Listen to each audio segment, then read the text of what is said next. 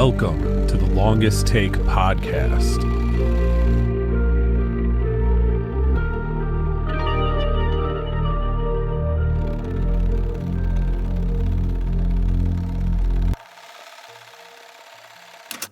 Thank you for tuning in to the Longest Take podcast. In today's episode, we are joined by David Rosiak. David has written projects such as Shark Swarm in 2008, Grave Misconduct in 2008, Thirsty in 2009, Hard Ride to Hell in 2010, as well as directing a short called Leftovers in 2014. He is also working on a string of projects, has a couple in the pipeline, and more. Please enjoy our conversation where we talk about many things film, all the things that we appreciate and love about cinema. Welcome, David Rosiak, to today's episode. All right, so first things first, what are your top 5 favorite movies? Easy. Sergio Leone's The Good, the Bad, and the Ugly.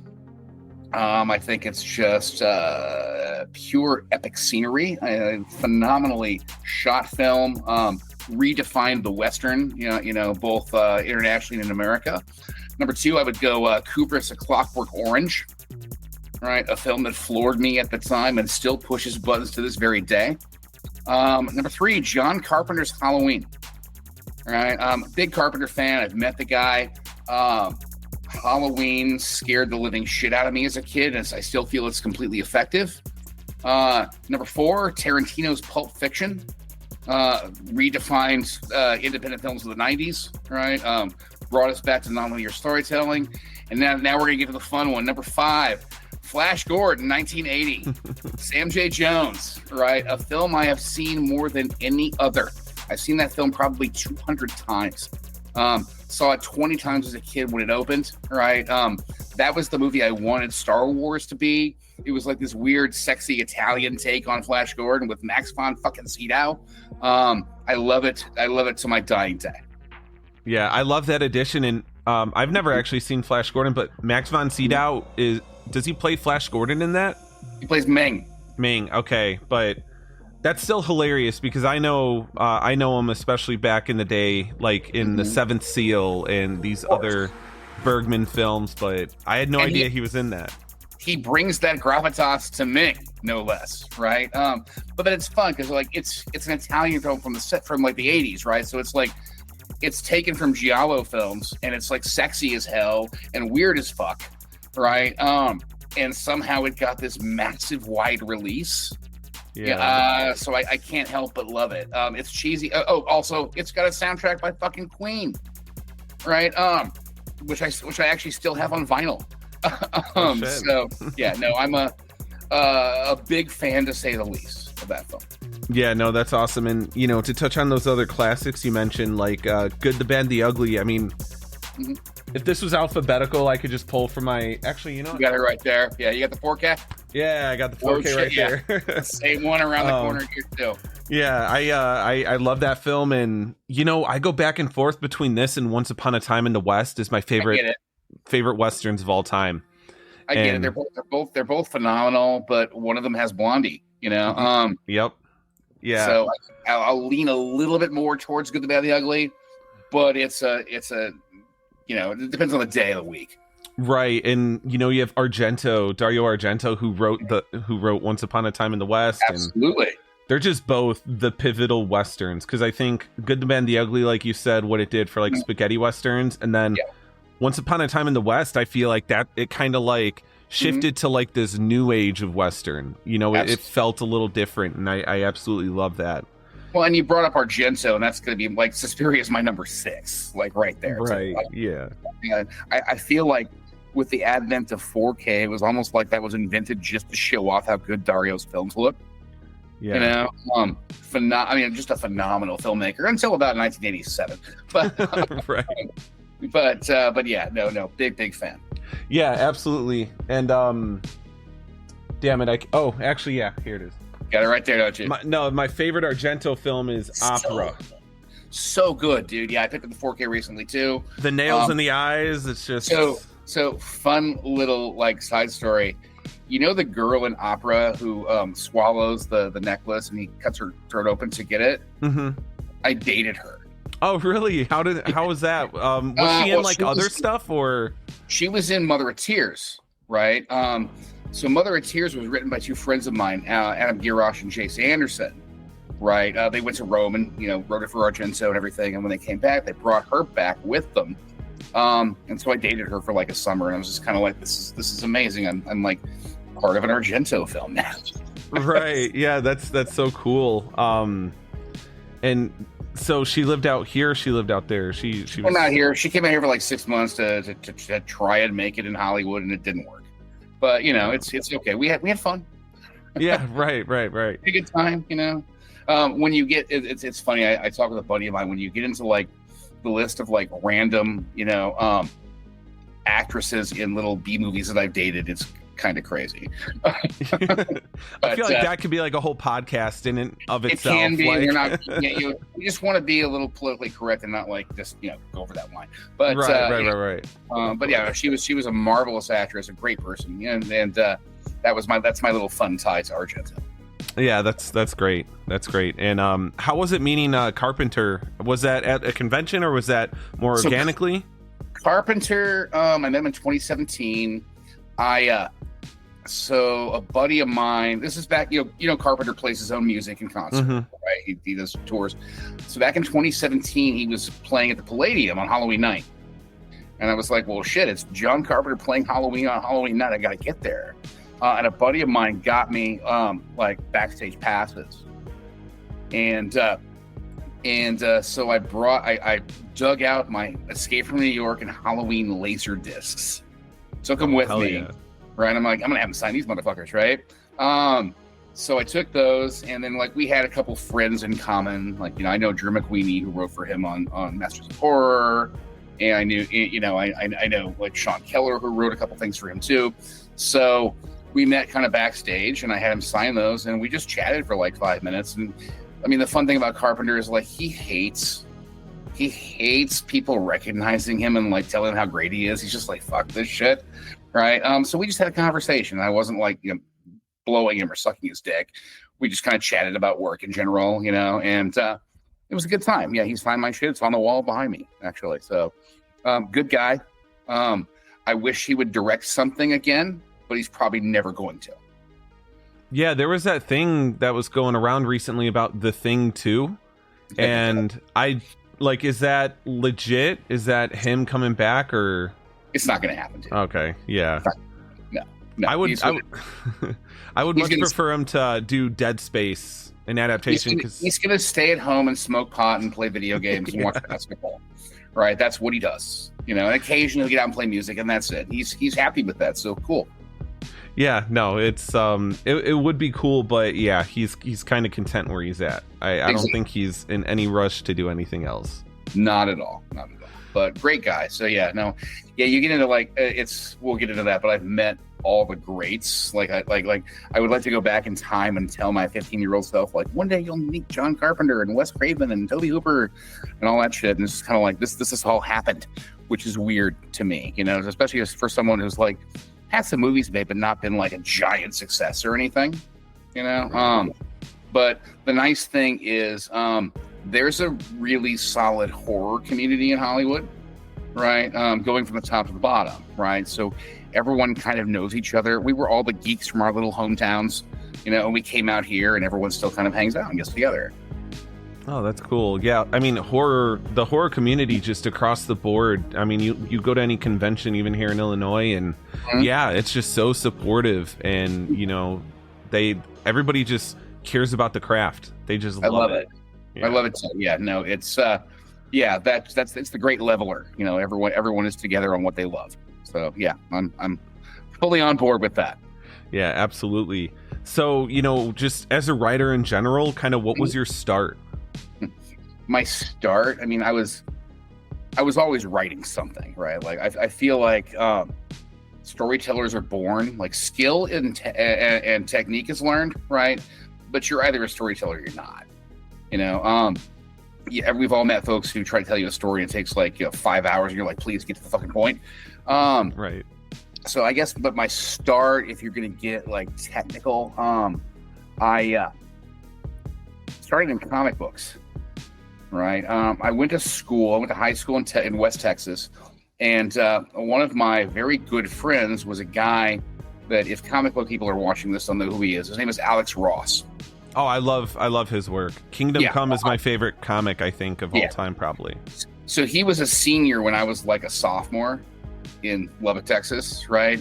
And so he would draw comics of all of us, all of his friends, right? So I got to know him really well. Initially, I wanted to be a comic book artist, but I saw his stuff and I was like, fuck this, I'm out, man. He's too good, right? So I segued into writing, and he was very supportive of that. So I self-published a few comic books in the late 90s, like 98 to 2000. I did this comic book called Bethy Gloom, which is sort of like a female Harry Potter kind of thing. It was about a high school goth queen who discovers she's a fairy princess and is like none too happy about it. Did pretty well. Like, I optioned it to Disney, did pretty well. So did that first, and then I made the big move to LA in 2001. Right? Like, I left from New York like 6 months before 9/11. Oh, geez, yeah. Wow. Came out here. And then I was out here for about 4 years, and I sold my first one, which is a movie called Hard Ride to Hell. And that got made eventually in 2010. So it was kind of on from that point. But yeah, the first big sale was like 2006, right? And it's been kind of, ebbing and flowing ever since then. Oh, very nice. And with that Betty comic book, how did that process go with optioning it? And, just, is that something that you would ever return to try to, We'll get to that. I'm writing comic books again, Sean. Oh, very nice. Very nice. But that is Bethy Gloom. Bethy Gloom is what it's called. That was interesting. So I went to Comic-Con in 2000 with my artist, and we had a really good preview book of it, right, that we were just selling, right? We sold out in like half a day. This is also back when Comic-Con was still about comic books and not as much about selling movies as it is now, right? So like, we weren't like shoved into the corner like the comic guys are now. But we got approached by Disney. They optioned it within like 3 weeks. They basically, I was given a card. We were told how much they loved it, the basic concept. However, then the artist and I had a falling out around that time, because when money gets involved, sometimes people have falling outs. Of course. Right. We got paid off for it. It kind of never went anywhere. But that sort of lit my fire to get back into movies. Right. So I moved out here like the following year and just, pretty much started then. At that point, I had written a number of like half scripts, but once I got here, I just finally put pedal to the metal and started finishing things, which is what most people don't do. I guess, like, finish your scripts, you have a better chance of selling them. But yeah, so I met a partner out here through one of the old horror message boards on chud.com, and we finished the script Hard Ride to Hell, and I'll give you a cool story about this, actually. So I was still posting on message boards. You remember the mid 2000s was like all about message boards. Yeah. Yep. I was on a few of those too. Back in the day.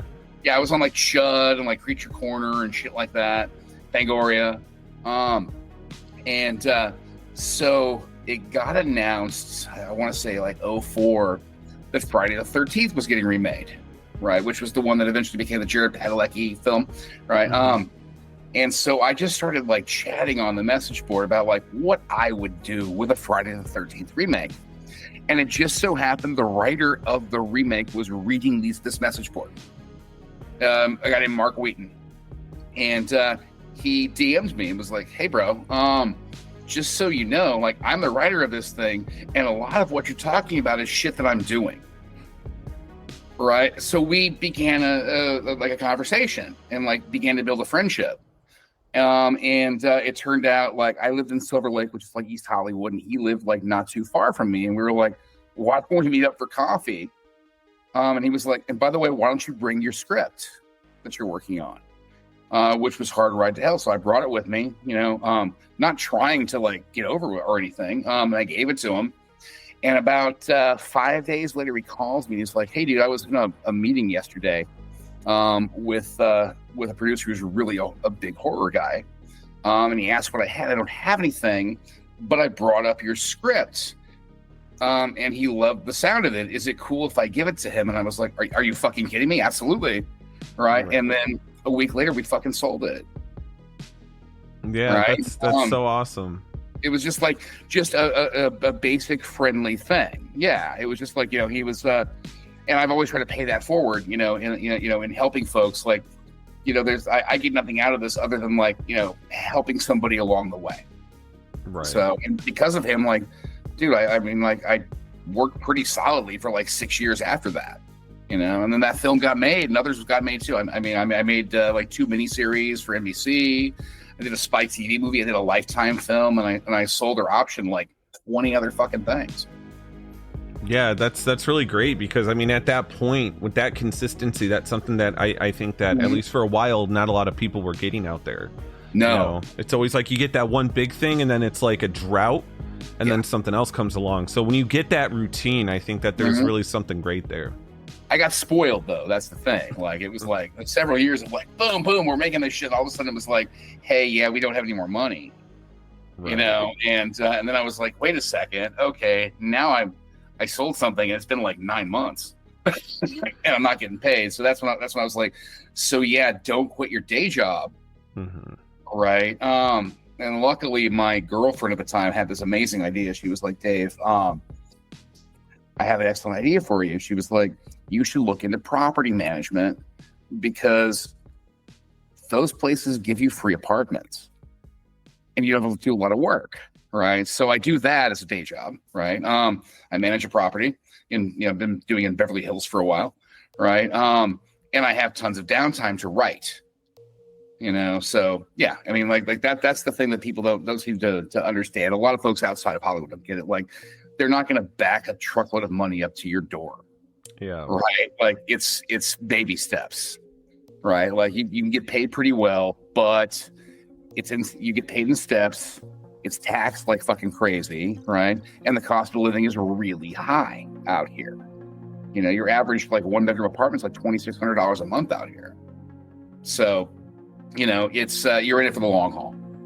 Yeah, absolutely. And you have to have some sort of passion for it, or else like you're not going to make it through. It's not about the money, Sean. Yeah, it's like, dude, if it was about the money, I wouldn't be writing fucking comic books right now. Right. I do it because I love it. Yeah, you do it, you get it. You're a writer, you do it because you can't not do it. Absolutely. And, kind of on that same note in terms of film, but a little different job, right? You were a production manager on The Fear is Real, a documentary exploring the true story behind the haunting in Connecticut. Yes. What was it like, and what were some of your responsibilities as a production manager on that project? Well, let's explain a little background on that. So that was actually, it's going to tie into a thing I worked on with Friday the 13th. I'm friends with a guy named Daniel Ferrens. Dan wrote Halloween 6. Is that the curse? Okay, yep. Wrote that. He wrote The Girl Next Door adaptation by Jack Ketchum. And so basically what Dan had done was he was the producer on The Haunting in Connecticut. Like, he owned the rights because he was friends with Lorraine Warren. Long story, but basically Dan owns all the rights to the Amityville stuff because he knew George Lutz and all that kind of shit. So if you look at any Amityville movie, you're going to see Dan's name on as producer somewhere. But because he was friends with the Warrens, he got Haunting in Connecticut produced. And so what that documentary basically, it's a DVD special feature, right? So we were doing DVD special features. So we shot this doc. As production manager, essentially, I was the guy who talked to everybody to get everything kind of staged and together while Dan and the cameraman went around and like shot people. But you had brought up Lorraine Warren, so I talked to Lorraine like pretty much every day on this because it was one of their big cases.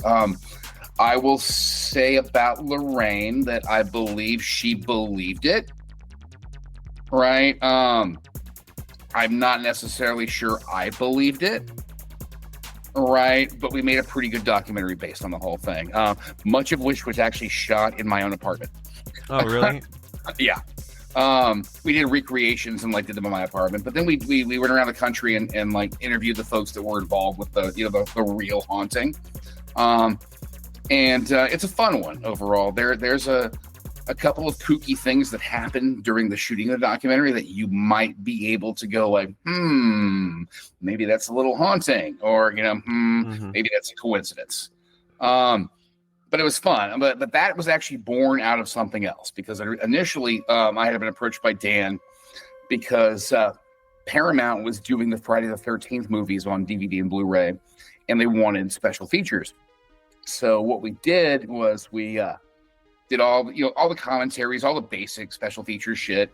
And then they had extra money, so we shot a mockumentary for Friday the 13th that takes place in Crystal Lake, dealing with the citizens of Crystal Lake.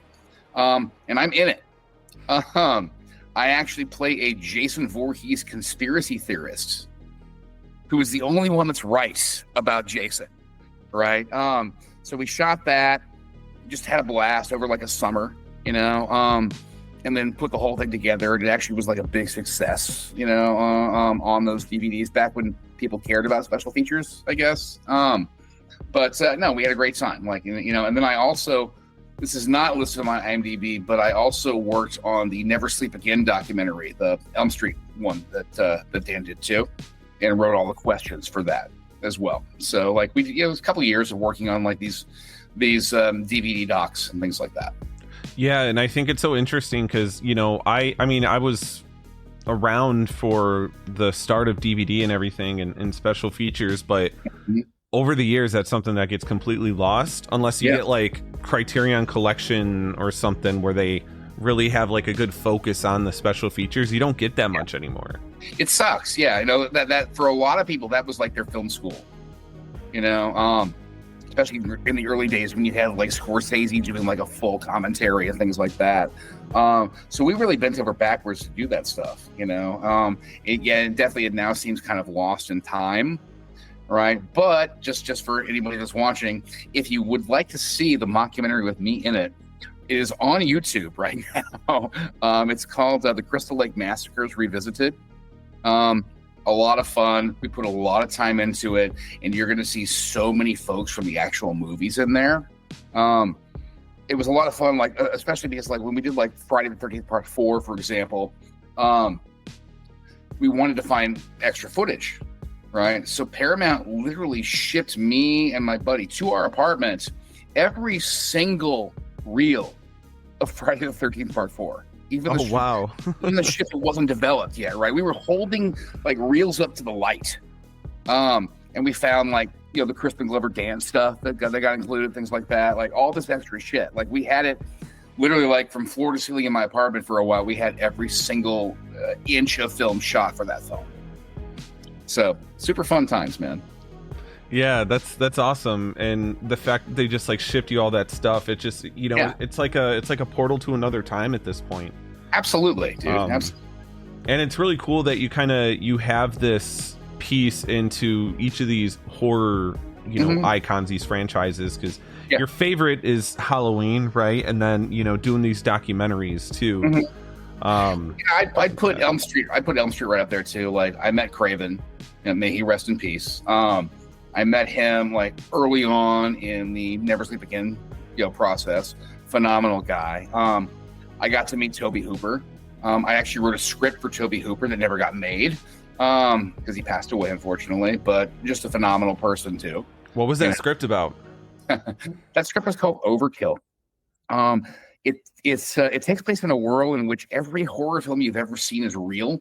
So the government, not knowing how to deal with like killers who get back out from the dead and little crazy ghost Japanese girls, etc., they team up with a reality show producer and create a game show on which average people like you or I go on and battle these creatures to the death for a $50 million cash prize. And the script itself is the final episode, right? So it was basically designed like it's a 2-hour like blowout with commercials in between that like establish the world. There's a body count of like 500. That's awesome. It's insane. It's one of the most. It was almost everything I had to say about horror in one single script. I developed it with a guy named Mike Mendez, who did a number of films like The Convent and Big Ass Spider and things like that. And then Toby got really interested, and then unfortunately, the rest is history. Yeah. And is that something that'll ever come back, or when these things happen with your projects, you just kind of say like, you know, they're gone at that point, and you move on? You never know.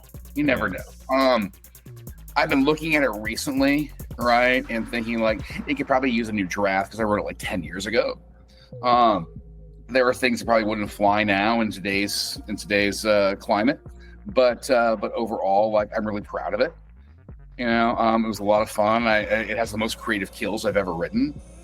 So yeah, I'm thinking. Yeah, I mean, nothing's dead forever, Sean. Right. Right. But yeah, it was a fun one. Super fun one. Yeah, that's cool. And like, so I got to ask, like, out of all these horror creators that you were able to meet, were they all like pretty great people, or were any of them the matter of like, don't meet your heroes? None of that. So good. Your actors are like that, right?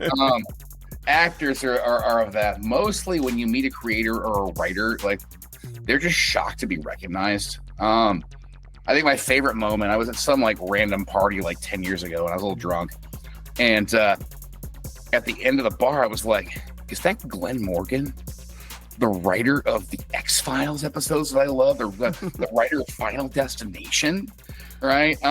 He's by himself, and I just go walking up, and I was like, oh my God, are you Glenn Morgan? And he's like, yeah. And his wife is there, and she's like, oh my God, someone recognized him, right? And she's like, please come sit with us and talk for like half an hour, right? You know, and just a phenomenal guy, you know, a writer who, I mean, like, writers and directors, like, nobody, unfortunately, outside of you or I, know who they are. But I remember like sitting there, and I was like, hey, dude, like, just so you know, like, that X-Files episode Home that you wrote is one of the reasons I'm a screenwriter. And I came out here, and he was like, dude, I'm so fucking sorry. But so yeah, like, I've never had a bad experience with like directors or writers at all. They've all been pretty great. Awesome. Yeah, I love that, because I mean, I haven't met too many, but I mean, on this podcast alone, just the directors and writers that I do get to talk to just say they always seem super great and super into the craft, and that's like the most you could ask for, right? Absolutely. Just to get that piece of it, and it makes you appreciate the work more when you're like, oh, these guys are awesome. Like, it just it elevates it when you revisit it, because you know the guy who made it isn't a complete asshole. It's funny too, because you bring that up, because again, like, being out here and knowing like the horror crowd, a lot of this shit to me is like watching home movies where I'm like, oh, I know that person, and it's very fun to me. Like, you know, like I've known James Wan for 20 years, for example. Like, I know all of his actors, so when I watch the stuff, I look at it a bit differently. But like, I love these people, you know, and I love seeing them succeed. So yeah, 100%. Yeah, and I'm glad you mentioned James Wan. I love him, but just to touch on the Warrens for a second, what did I guess what did they do at the haunting in Connecticut? Like, what was their part of it? Because I know a lot of their cases, or what the movies will show, when you look at the reality of it, they were there for like 2 seconds and then that was it. But I mean, that seems to be kind of the case with the haunting in Connecticut, to be fair. Again, Lorraine was very nice. I've spoke to her every day. How to put this? She was very concerned with getting paid. Right, you know, right. And the main kid in the haunting in Connecticut, the one who was like the focus of the haunting, would not speak with us. And I have my own feelings about that. I don't want to get into it, just to be fair. Yeah, of course. You know, again, like, there are different beliefs. I have my own. I'd be happy to talk with you about this, like, off the record. Right. But you know, I mean, she was very involved, at least with what we did, you know, and never had an issue with her. You know, I mean, this was towards the end. She's probably like a year or two later she passed. You know, but you know, a nice woman overall. And I can tell you this: I touched the Annabelle doll. Oh, did you? And you didn't die? Wow. Alive. Yes, I've been to the museum. I touched the Annabelle doll. Nothing happened. Wow. So, what year was that? This is 2010.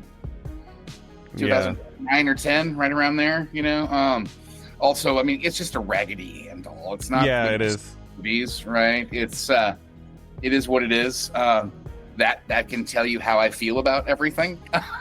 Yeah, no, for sure. And it's funny now because I wonder what's going on with the Annabelle doll since Matt Rife bought that museum. He owns all of it, so yeah. I wonder. I feel like him and his comedy friends all go in there and like fuck around with all the stuff or something.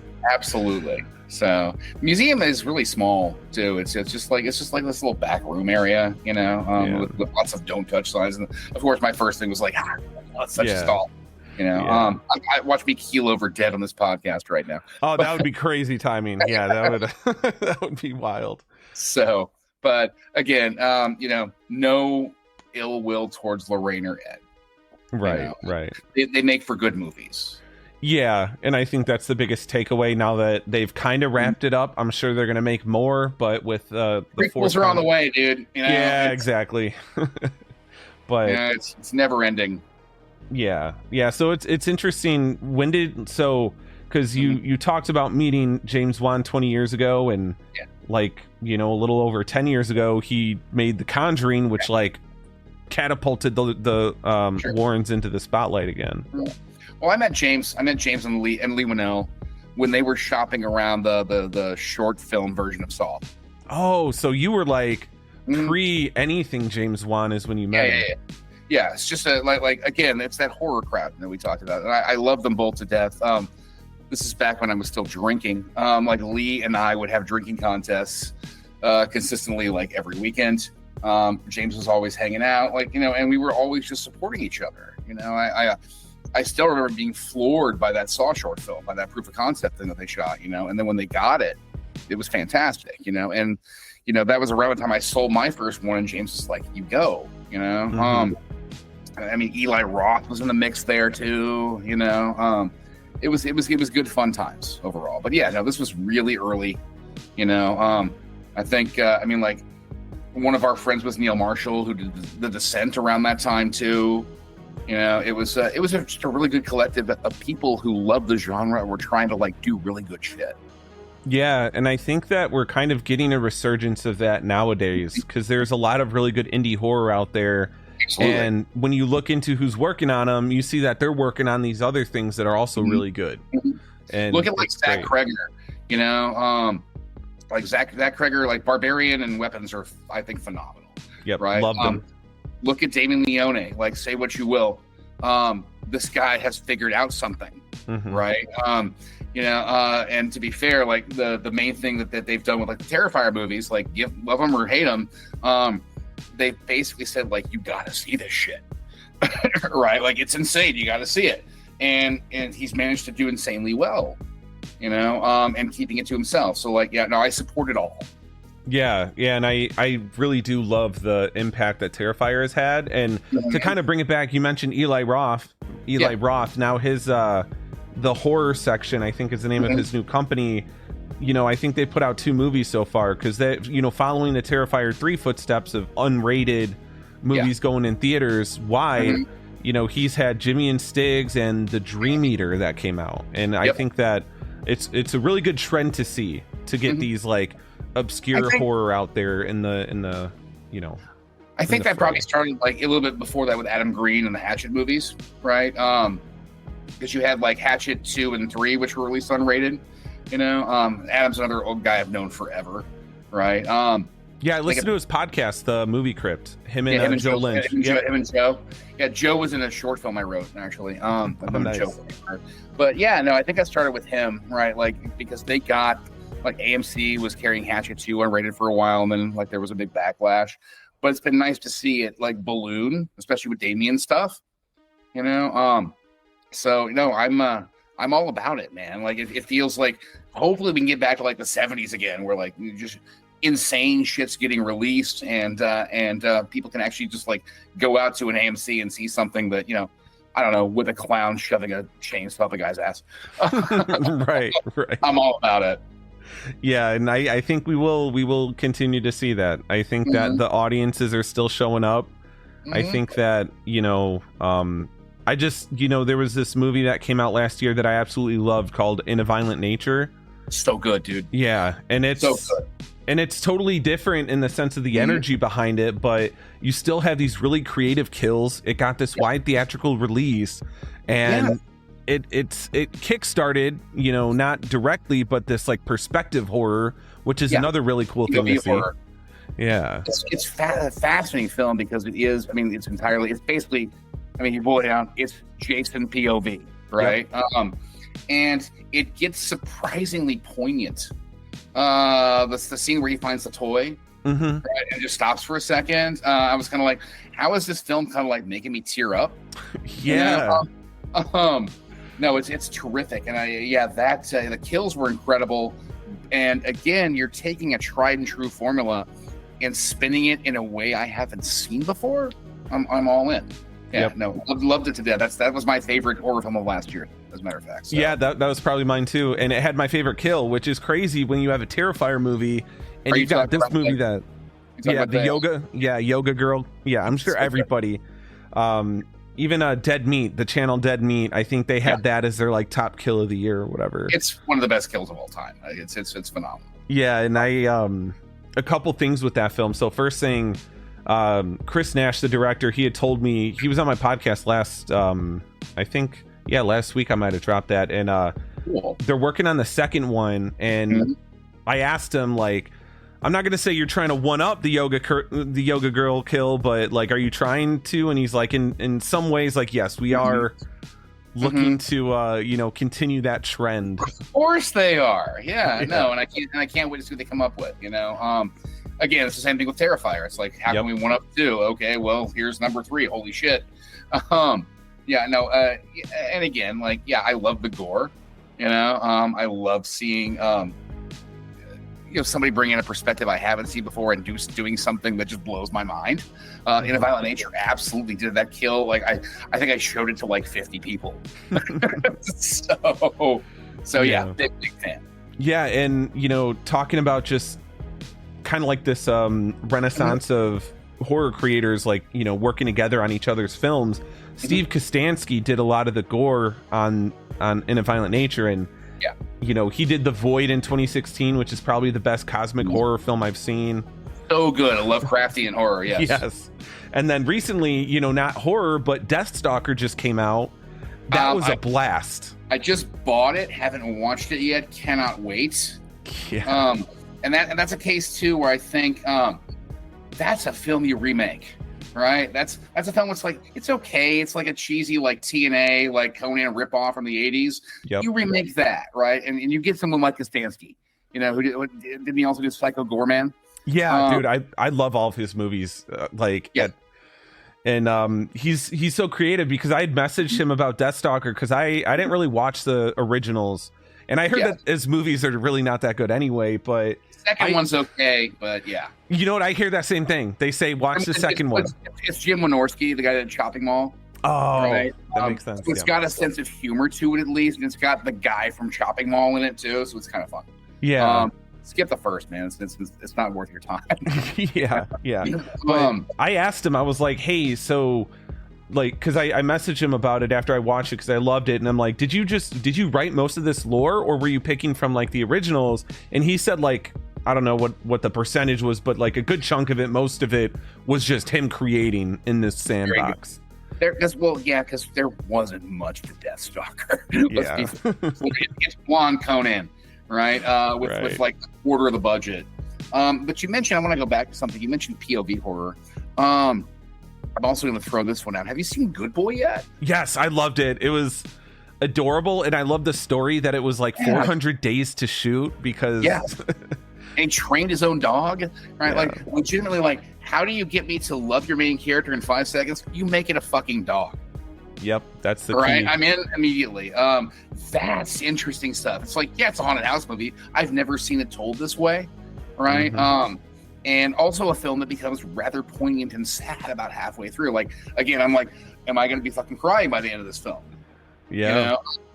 pretty tremendous stuff, and I love that sort of POV stuff. That's kind of what I'm like looking forward to working on in my next thing too. Yeah, and so with POV, there's another movie, but before that, Larry Fessenden also being in Good Boy as the grandfather. Like, you just get someone else who's been. I see him pop up all the time in horror. I actually just got his Wendigo and The Last Winter. There's like that 2-pack on 4K that I picked up. The Last Winter's an incredible film. I mean, did you watch it yet? No. I watched the Wendigo recently. I still gotta watch that. Conceptually alone, The Last Winter is tremendous. I've been a Fessenden fan since Habit.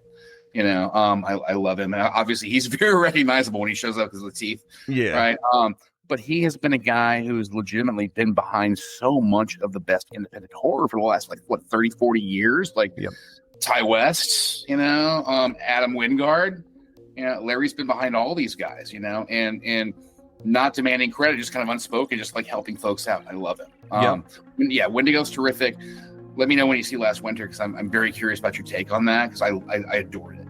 Yeah, no, I'm definitely looking forward to it, because he, his movies, I haven't been, I'm not well versed in. I see when he shows up, and I definitely recognize him, because he, even what's his name, Ted Giogan, he did. Ted, I know Ted.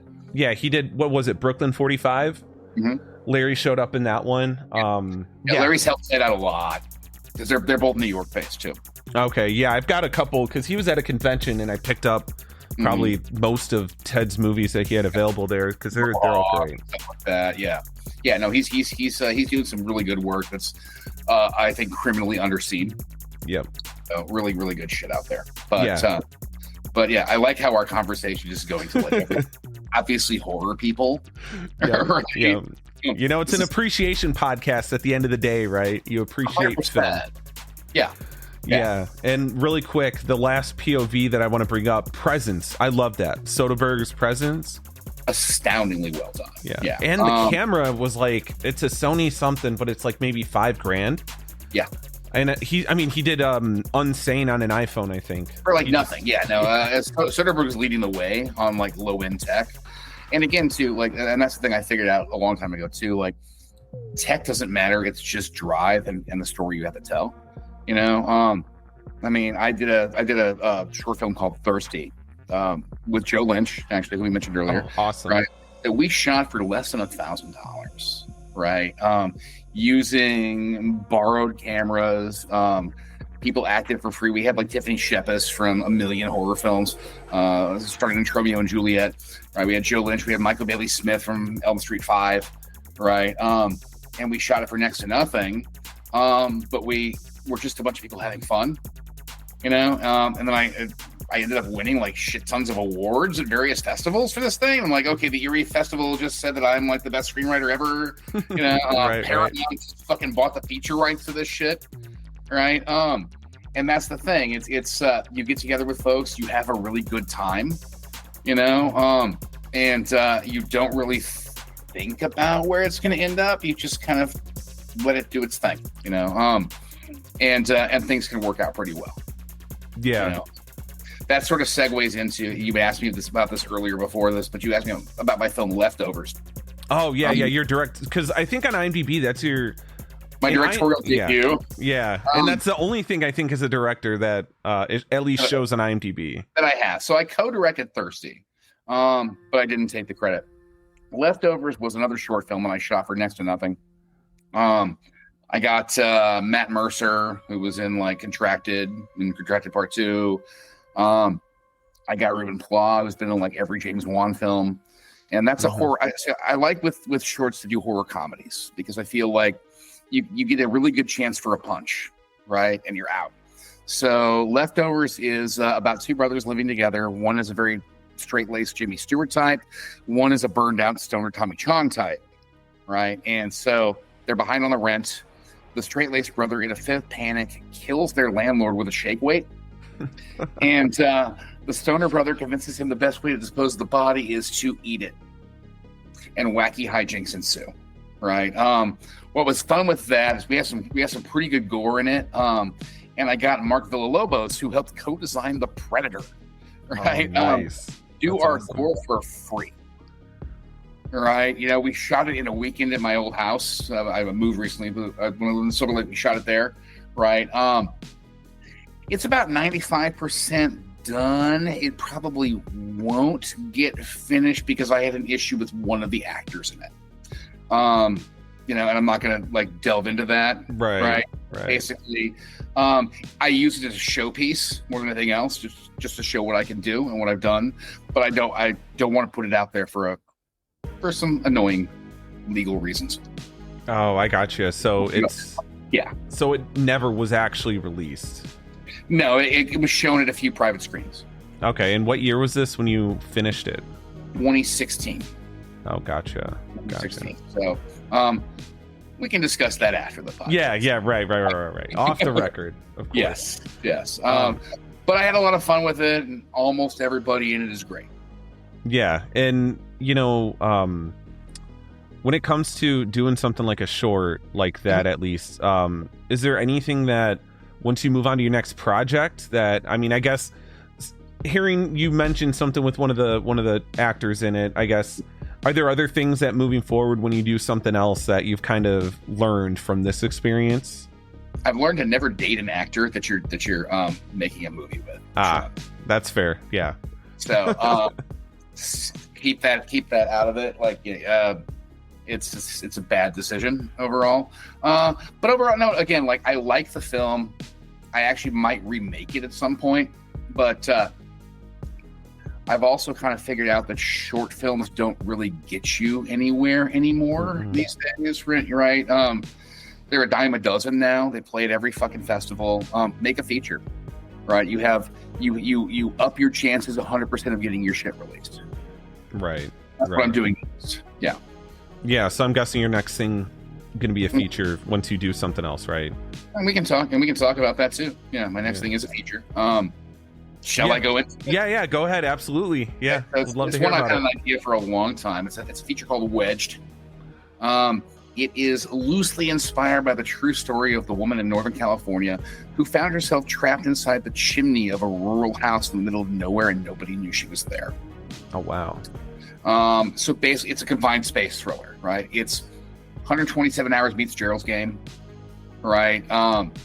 Essentially, the idea is like young high school drama teacher about to get married. She and her hubby-to-be are going to go spend a 4-day weekend in like North Lake Tahoe off season when nobody's there, right? She goes up early because he's running late, doesn't know he's cheating on her. That's a side story, right? But she gets up there, can't find the key. Circling around the house, sees like there's construction being done. There's a ladder leading up to the roof. Passes by that, rounds a corner, comes directly into contact with a rabid Rottweiler that gives chase. She sees that ladder. She goes up. The dog pulls the ladder down. She's trapped on the roof. Right? In rolls a lightning storm. Oh, no. And she's like, fuck, I'm going to get struck by lightning. Right? So that's when she sees the large stone chimney in the middle of the roof. She's like, maybe I can duck inside there. But once in there, she falls.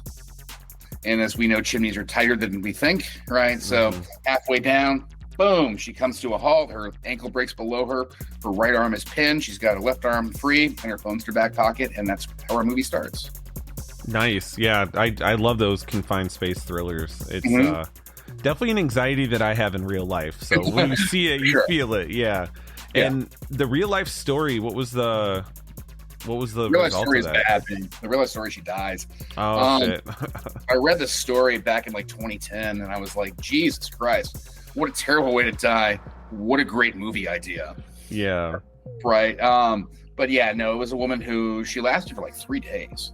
Oh, damn. You know? That's even worse. I know. And nobody was there. Like, so that's why I said in Lake Tahoe, because Lake Tahoe, when you're like in like the November area, nobody's there.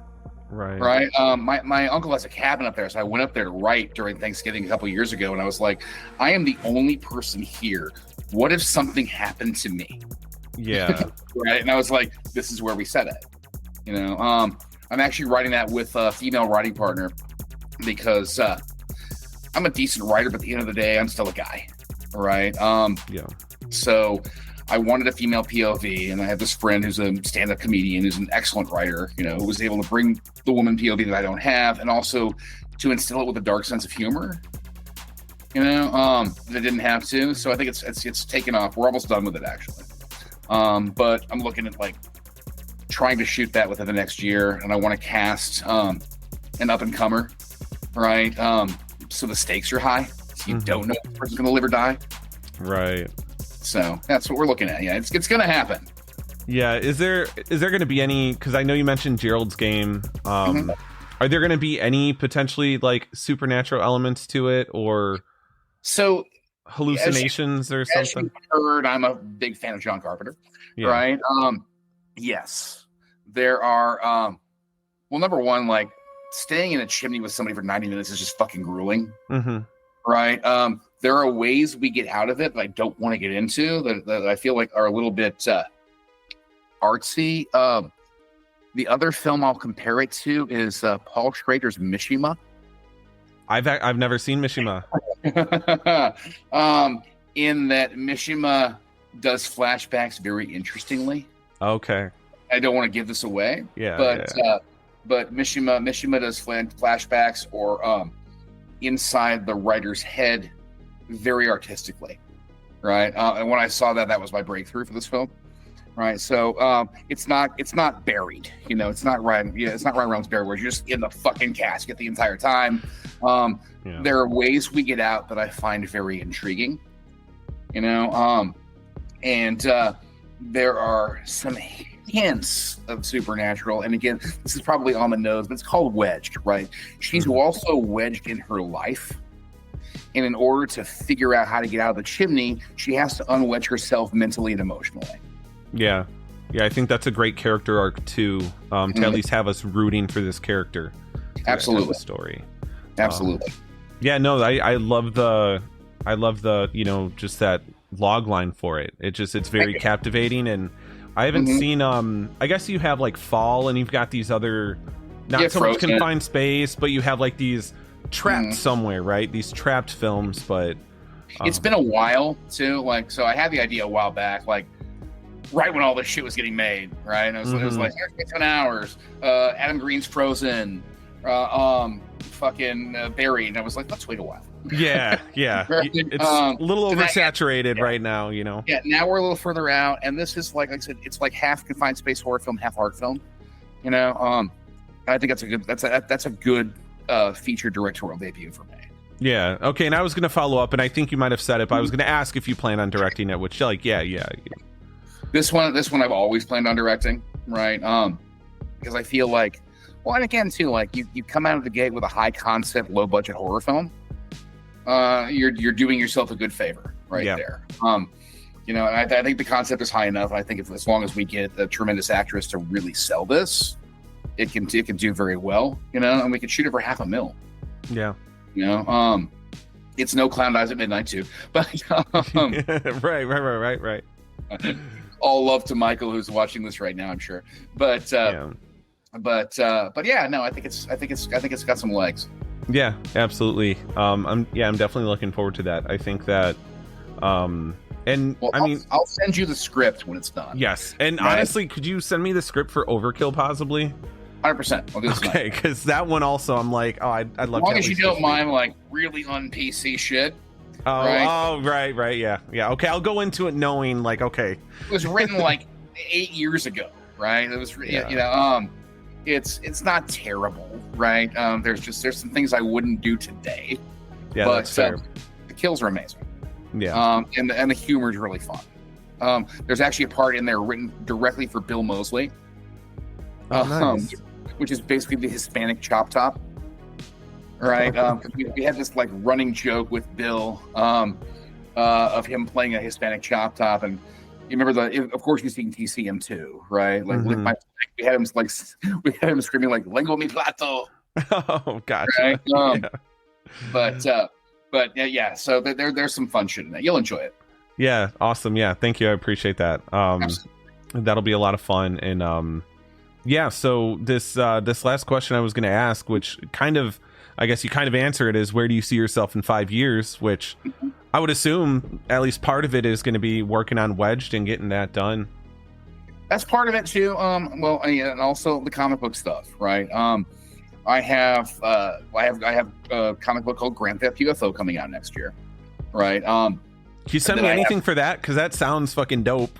I'll have to send it to you. Let's talk about it for a second. Yeah, good. Grand Theft UFO began as a TV pilot, also written with my female writing partner, Lauren. And basically, it's about these two gamer kids who live in like this Arizona border town. They find a crash-landed UFO that's wide open. It's like a smart ship, so it adapts and turns into gamer controls, and they take it, right? And they're gamer kids, so they're really fucking good with it, right?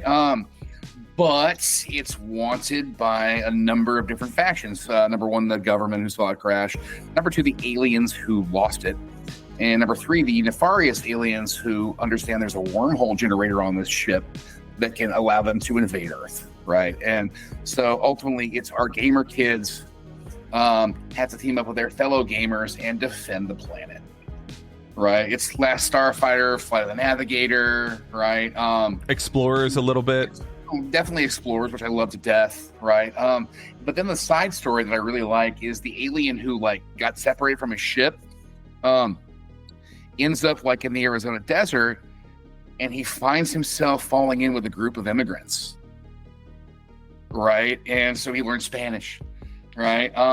And they become like his family, and of course that's when the fucking militia shows up and our alien has to stop them, right? So it's these two stories kind of coalescing overall, but it's a blast. I wrote it as a TV pilot like 5 years ago, and then it got some traction, and then the strike happened. Right. And then after strike, everyone was like, well, Dave, we love this, but it's not based on an IP. And I was like, well, motherfucker, give me a second. I'll make it a comic book. Right. So I approached a artist friend of mine in Ireland who's done a bunch of shit. And we sold it to fucking Dark Horse. Oh, dope. So it's getting published by Dark Horse then. Correct. Oh, that's awesome. Yeah. So it's next spring. So we can turn right back around and say, hey, here's your IP. Right. And then the nice thing too is just like doing it in comic book format, I can go larger. Right. I'm not constrained by budget or producers. You can be as ridiculous as you want on a comic. We're going into full intergalactic war here, Sean. Yeah. Right. It's big stuff. And then the neat thing is basically these two gamer kids, it's brother and sister. So I'm ultimately they're gonna be posed against each other. Right, so I can tell the Anakin Skywalker story correctly, and actually do like justice to it, because I want this like fallen, like possible school shooter kid who gets his hands on a UFO to face off against his own sister. Oh, okay, yeah, that wow, yeah, that'll be a really good conflict to flesh out there.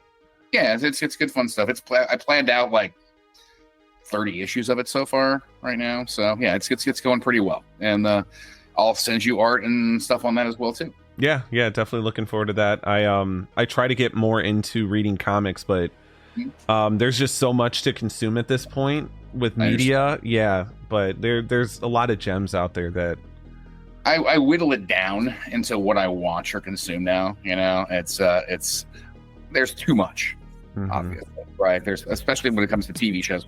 Although I think that's scaling down since the strike. I think you're getting a lot less. Which I'm fine with, and then comics as well too. Like I just keep focused. I don't bother with a lot of stuff. Yeah, because there's, as much as there's like a lot of good out there, it's just there's too much to devote any time to. Yeah, it's if I hear decent things from more than a few people, then I'll like Pluribus, for example, obviously. Oh, like, I love it. Yeah, Welcome to Derry, I've been enjoying a lot too. The stuff that's getting like reasonable notice, but I can't watch fucking everything. Yeah, and really quick on Welcome to Derry. So before I watched it, the critic reviews, which kind of honestly for the most part, critics kind of align with me in terms of when things are well received. This one was really low, but when I just watched episode 5 today. Like I really like what they're doing with it. Me too. The CGI is something that I think Andy Muschietti kind of struggles with. It is what it is, yeah. But on a lore level, I really like what they're doing with it.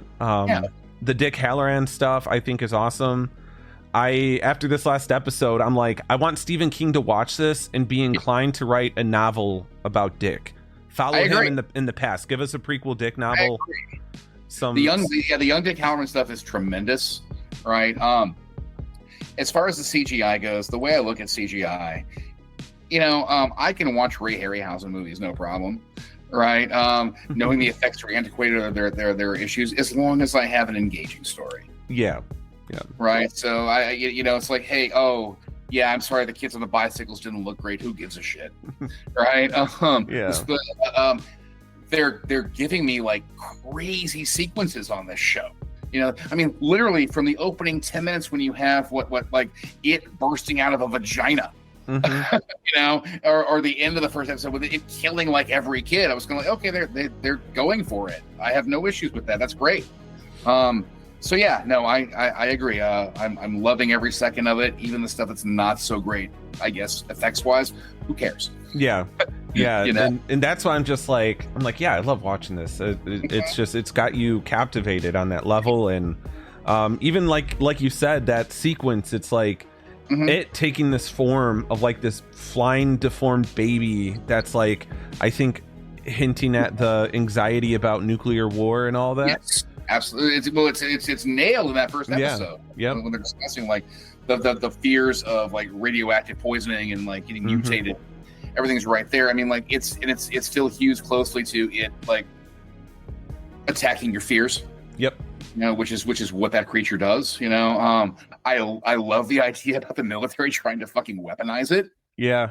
I think that's also I think that's exactly what would be happening if we were to read the book and get these outside perspectives. Because this isn't going to go unnoticed, right?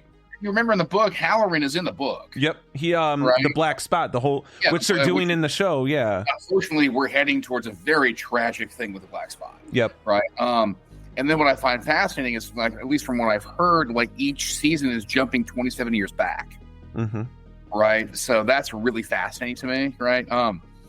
Yeah, I think it's a good time to be Stephen King, dude. He's getting like he's getting some really good adaptations, and I liked The Institute a lot too, which was solid. I liked Castle Rock a couple years ago. Yeah. So I just like seeing his lore get expanded. I know Flanagan's going to give us Dark Tower at some point soon too. Yeah, he's giving us Carrie soon, right? He just wrapped on that. That's a weird one. Just because it's such a short novel. I'm really curious how he's going to pull 8 episodes out of it, but it's Mike Flanagan, so I have some faith. Yeah, his, Midnight Mass is potentially one of the best pieces of media I've ever seen. I absolutely loved it. And with the whole military kind of, trying to figure out what Pennywise is, in Stephen King's son, Joe Hill, he just released a book called King Sorrow. Did you read that yet? Not read it, but I have it sitting over on my bookshelf right now. Yeah, so I won't get into spoiler territory. I loved it. That was my first Joe Hill also that I read. Wow. But he's working, that's his version of it at the end of the day, except instead of Pennywise, it's these college kids kind of trying to reason with a dragon that will kill whoever you ask it to. But then you have to ask it every year. You have to give it a name, or else it's going to kill you. It's really fascinating. I'm a big Joe Hill fan and have been for a long time. I was a fan of his before it was revealed that he was Stephen King's kid. Oh shit! So from the beginning. Oh yeah, since like 20th Century Ghosts got released, right? Which was funny because like if you ever went to a reading by him, you're like, oh shit, it's Stephen King's kid right there. Right. But I love the fact that he made sure to make it on his own. Right. He published as Joe Hill. He didn't go use the King name, and he was very spare about those appearances. But yeah, Noah, you should dig into his work, my friend. Nosferatu is excellent. Yeah, I hear a lot of good things. The Fireman, on like a conceptual level, I just like his dad, a lot of his concepts, I'm like, oh, that's dope. I think that's really cool to flesh that out. Absolutely. And with really quick with King Sorrow, there's a part in it where it's like the government is tracking this dragon, because when this dragon kills someone in real life, he's like actually appearing and usually killing a bunch of people. He's very sloppy because he doesn't give a shit about human life. If he wants to kill, if he's asked to kill someone, if they're on an airplane, he's going to bring it down, you know? But the government gets wind of it and they're trying to figure out what this is. It sounds great. That's the first thing I thought of watching Welcome to Derry. I'm like, oh wow, like that was actually explored recently in King Sorrow. Well, and they're definitely I mean, it's father and son. They're definitely coalescing points. As I recall, I think Joe contributed somewhat to 11/22/63, the JFK book that King wrote. I love that book. I had no idea Joe Hill. I don't know what did he do on it? Apparently, King had a certain ending in mind, and he ran it by Joe, and Joe was like, "How about this?" Right, and so that's the ending we have now. I think he referenced it in a few interviews, like, you know, were it not for my son, it would not end this way. Oh wow! So yeah, but yeah, love Joe, love Lock and Key, the comic book, not the show, right? Because they're very different animals. But love his stuff in general. Like dude, we can talk about people I love all night. I know, like just horror in general. You could just, that could be a whole other podcast series. Is just, you know, talking about all the good shit we adore. Well, and I think that's like the antidote to a lot of what's online right now. And I'm sure you've noticed, like, social media tends to breed negativity, right? And it's all like, I hate this. Why don't you tell me what you love, right? Because those conversations are so much more interesting to me. You know, and it's nice to see people get fired up by the things that motivate them and the things that they like. So that's what I aim towards in every conversation.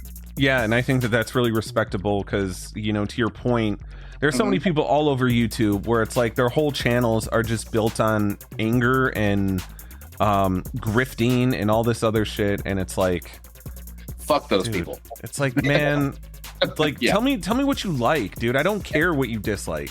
Yeah. I'm not coming on here just to like be validated for shit that I'm angry about, you know? Rage bait clicks, you know? Yes. I'm not into it. Like, again, this comes from being like an old school interneter, you know, on the message boards where it's just kind of like, I just saw this and it's amazing, you know? That always fuels me more. And that's also what fueled like every person that I know that works in horror, you know? It's, you get jazzed by the stuff that turns you on. Exactly. Yeah. And I think that's a really great way to put it too. And I miss those old days. I was on a couple forums. I was definitely younger, you know, because sure. You know, in 2005, I'm like, what, 13 years old, but which I got like 10 years on you, dude. Yeah. yeah. But yeah, it was a different time, and it felt more authentic. I think that's the thing. It did. I agree. Well, and film criticism has changed so much since then too, you know. But I think there are people keeping the fire alive, and I think like podcasts like this are a good harbinger of that, you know. Yeah, exactly. Bring creators on, people who love what they do, who love what other people do, and just talk 100%. About it. Yeah. Well, I mean, like a conversation like this, which has been wide ranging, you know. I love that, you know, and that's the sort of stuff I tune in for. Not again, not rage bait clicks, not bullshit. Yeah, exactly. Tell me what you love, not what you hate. 100%. Yeah. But yeah, awesome. I think that's a really great note to stop the recording here. I really appreciate you coming on and chatting with me, and definitely going to keep in touch, and I'm looking forward to reading some of that stuff you're going to send. You'll get some tonight, Sean. Awesome. For sure. All right. Thanks for having me, my friend. Of course.